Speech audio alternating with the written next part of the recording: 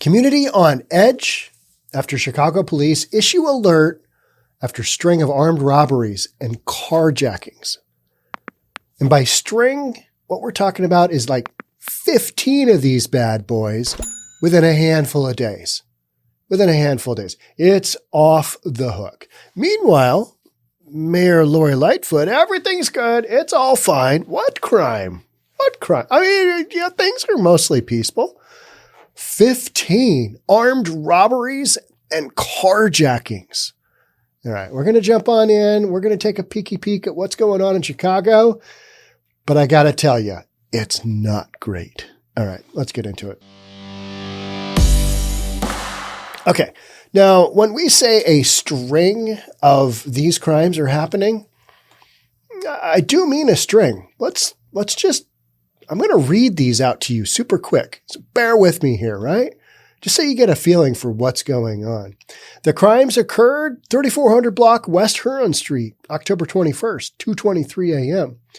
1000 block of North Trumbull Avenue, October 21st, 6:50 a.m. You got another North Montesino Avenue, same day, 6:55 a.m. North Montesino Avenue, October 21st, 7 a.m. You got North Lawndale Avenue, October 26th, between 5:30 and 6. A lot of early morning stuff going on, right? When people just aren't, they're not at their best. They're not fully awake. They're trying to get to work and somebody's jacking their car, jacking their wallet, or jacking whatever it is that they can jack, right? West Thomas Street, October 26th, 6:30 a.m.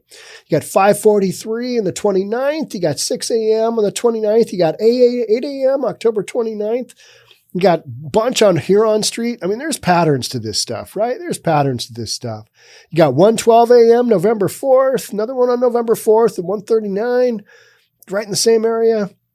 Back to North Lawndale, November 4th, 9:10 p.m., 1:30 p.m., 1:50 p.m., all within a pretty concentrated block area. So you got 15 of these. I mean, this is way worse than the Wild West. The Wild West used to have, I mean, like I was there, right? Born in 68. 1968, though. I mean, it's making me pretty old. Yep. So, back in the Wild West, you used to have a shootout every now and then. This is on the daily, damn near on the daily. And that's just this one neighborhood, right? Just this one. Can you imagine living in that neighborhood? Imagine living in Humboldt Park neighborhood. This is going on. And that has to be frightening. Frightening. Imagine maybe your family's been there multiple generations and all of a sudden, and it's not all of a sudden, it's been ongoing. And, this crime has been building for a long time, right? In a lot of cities it has. But particularly in this one, gangs have just taken over. I mean, it's just literally way beyond the Wild West. Chicago police issued an alert after a series of armed robberies and a carjacking in the Humboldt Park neighborhood in recent weeks. So to answer your question, what does it take to get a police notification for something out of the ordinary? It takes about 15 wildly violent crimes to happen to said community in a short period of time. About 15 of them. 15. It's an alarming trend with no apparent solution in sight. Well, there's solutions in sight, but they're not going to be taken, and we're not going down those roads. And when you've got, a mayor and a governor that are just basically like, it's all good. It's all fine. No, businesses aren't leaving. You got to read this big report that my guy made. My guy made this report, and he says that everything's fine. You got to look at this report. That other stuff over there, that ridiculous storyline that the guy from News for Reasonable People, he doesn't know what he's talking about. He has no idea. Those police reports he's reading, I mean, those are just not really relevant. I mean, crime goes up, crime goes down. It's like the whole inflation thing. A lot of stuff is senseless, said resident Curtis Nailor. Chicago police issued the community alert after there were 15 different armed robberies on the west side since October 21st. The latest incidents happening Sunday afternoon near the 600 block of St. Louis Avenue. There was also more of the same just 2 days earlier in the Austin neighborhood. I love my city, but I'm ready to move. It's trouble everywhere you go, said one resident who didn't want to be identified. Chicago has gotten ridiculous. That's what I kind of think. That's what I read. That's what I'm seeing. gotten ridiculous. I mean, and in a crime running rampant, out of control situation. I had the opportunity, when was it? Oh, it was election night. I went to my buddy Dan's bar, Off the Rails here in Bellevue. And he's got another bar up north. I'll just, name drop because he's my friend and he owns 2 bars and that's what you do. Savage Moose in Kenmore, Washington. So I'm sitting at the bar in Bellevue called Off the Rails with his son and his son's wife. And they live in Chicago. They lived in Chicago and now they're here in the Seattle area. And I was kind of talking to them, about some of this stuff. And he goes, yeah, South Side and the West Side, not so much, not as good. And they went to school there and they've lived there and they're young adults. They're in their mid-20s, late 20s kind of thing. And they're able to identify, wouldn't go there, wouldn't go there after dark kind of thing. So it's not like this is hard stuff to figure out. This crime has just gotten wildly out of control. Police said the suspects approached on foot or pulled up in a vehicle while displaying handguns and demanded property from the victim, including a vehicle in one incident. That was the carjacking. The suspects pistol whipped one victim and fired a shot in the direction of another, police said. Most of the time, they don't even have to do that, do they? Because if somebody comes up to you with a gun, whether it's loaded or not, do you want to take that risk? Oh, yeah. All right. Yeah. Let's play a little Russian roulette. Take your shot. Take your best shot. You give them whatever, don't you? You just give them whatever. And that's what's going on. You're just giving them, here's my stuff. The whole neighborhood has changed, said resident Frank Dixon. We used to have kids playing out in the street, basketball, and now you don't see kids anymore. That sucks. That sucks. But to me, this kind of stuff is happening in a lot of these cities with this kind of policy where you have a soft on crime policy. You got elected officials that have gone down that road. You see it in so many of these towns. You know where you don't see it? Cities that are run by Republicans. You don't see it as much. You're going to see crime. I recognize crime is everywhere. Homelessness is everywhere. But show me a Republican-run city that has 15, armed robberies and carjackings in a short period of time. Show me a city that has a Republican for a mayor or you've got a Republican governor. Show me where that's going on. The only one that I can think of is probably Oklahoma.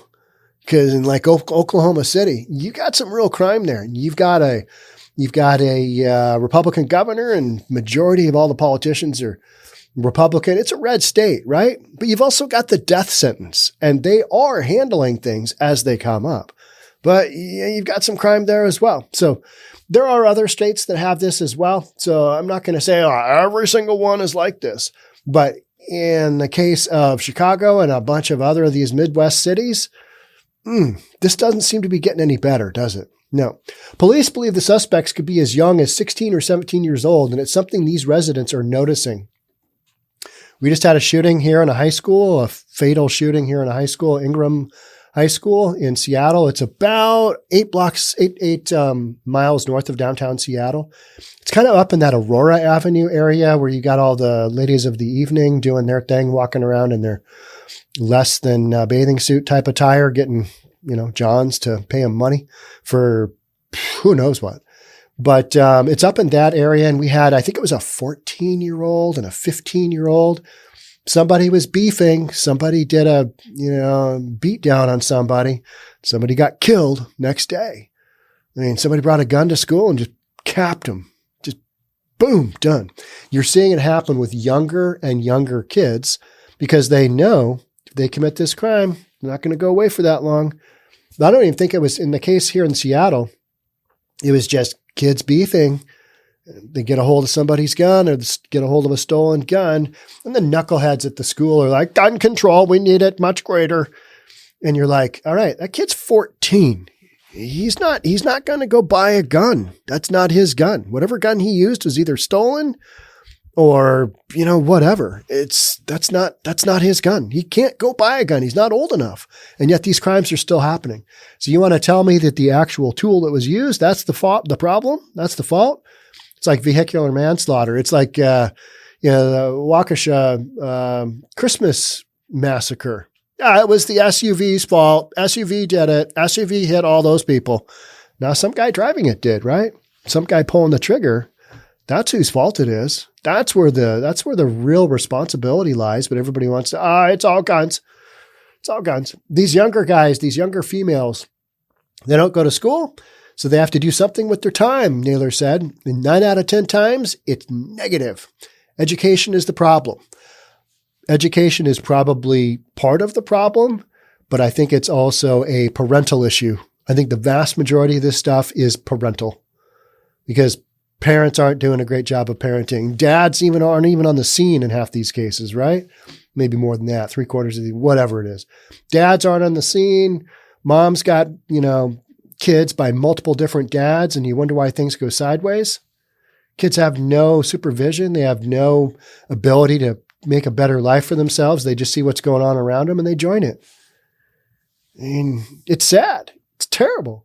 Police said Hyundais and Kias are also the most common targets for these carjackings. My brother-in-law and sister had their car broken into this time, a Kia, Dixon said. Chicago police said it's important you never try to chase after these suspects or resist a robbery. Well, yeah, people are doing some more of that, aren't they? There was somebody here locally that got shot in the leg, I believe, because they basically, was it a Lyft driver? I think it was a Lyft driver that, said, nah, you're not stealing my car. And you want to hear about stories like that, but then you also realize, okay, instead of getting shot in the leg, that guy could have got shot in the forehead and he wouldn't be with us. Is it worth the price of a car? Is it worth the car? No, but do you want to let these guys just go loose? No, you don't. You want the police to get them, right? That's not happening. Police are overrun. They don't have the ability to trace this stuff down. Some of these West Side residents have even seen these carjackings in broad daylight, and they're pleading for more patrols in these neighborhoods. Gone from defund the police to where are more cops? Right? We have. Nobody wants to talk about that. Nobody wants to talk about that. Well, we did this last election. Where'd that go? Yeah. We're so partisan, right? Yeah. Like, nah, everything's good here. We're fine. Yeah, just vote blue down the line. It'll be all good. Okay. So yesterday it was like 3 going on over here. It's terrible, said one resident, 3 of these incidents. People scared to walk out of their homes. I would be too. If you've got 3 of those going on in a small community, not good. I like to see the police officers do their job, patrol the streets and stop some of the violence out here, Dixon added. All right. You know what? That is part of the problem. Don't have enough cops. You know why? We've talked about that a million times, haven't we? Yeah, we have. Well, because you defunded the police and you didn't want them around and you took them out of schools.